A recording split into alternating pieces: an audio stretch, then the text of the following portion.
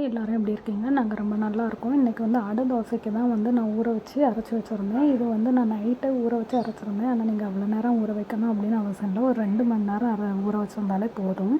அரை கப்பு பச்சரிசி, அரை கப்பு வந்து உளுந்து, அரை கப்பு வந்து கடலைப்பருப்பு, அப்புறம் துவரம் பருப்பும் பாசிப்பருப்பும் சேர்த்து அரை கப்பு எடுத்திருந்தேன்.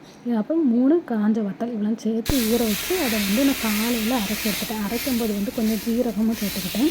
வெங்காயம், இஞ்சி, மஞ்சள் தூள் இவ்வளோ சேர்த்து எண்ணெயில் வதக்கி அதுவும் சேர்த்துக்கிட்டேன்.